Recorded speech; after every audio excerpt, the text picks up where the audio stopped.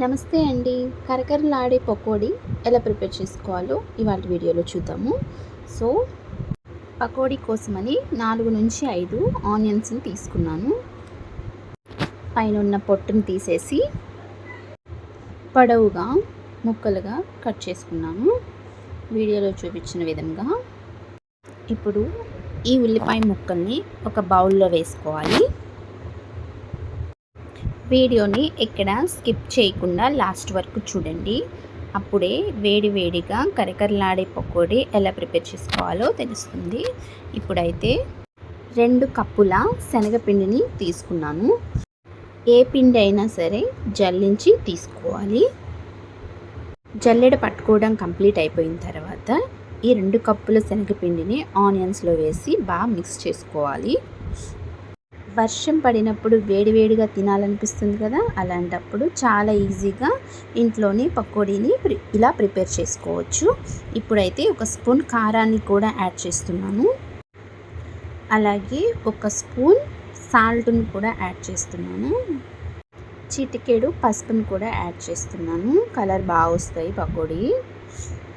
1/2 spoon జీలకర్రని కూడా add చేస్తున్నాను. ఇప్పుడు మొత్తాన్ని బాగా మిక్స్ చేసుకోవాలి.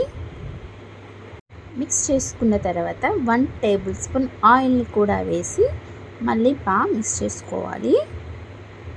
ఈవినింగ్ టైంలో పిల్లలకి స్నాక్స్లా పకోడీ చేసి పెట్టుకోవచ్చు. ఇప్పుడైతే వాటర్ని కొంచెం కొంచెంగా పోసుకుంటూ బాగా మిక్స్ చేసుకోవాలి ఆనియన్స్ని, శనగపిండిని.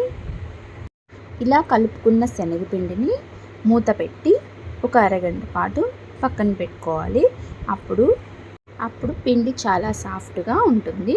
పకోడీ కరకరలాడుతూ బాగా వస్తాయి. హాఫ్ అన్ అవర్ తర్వాత పెనం మీద బాండి పెట్టుకొని ఆయిల్ వేసుకోవాలి.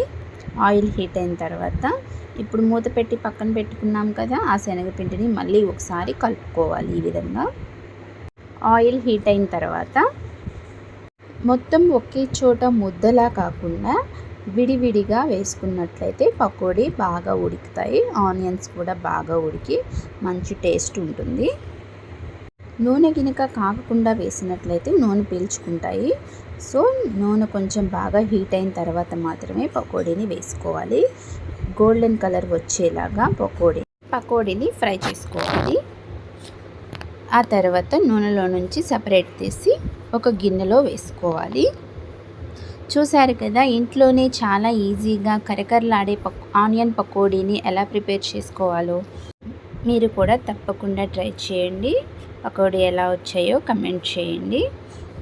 ఈ పకోడీ ఈవినింగ్ టైంలో పిల్లలకి స్నాక్స్ లాగాను, మరియు మనకి పప్పుచారు, రసం అవి చేసుకున్నప్పుడు వాటిల్లో నంచుకోవడానికి కూడా చాలా బాగుంటాయి. చూసారు కదా. Thank you for watching. Subscribe to my channel.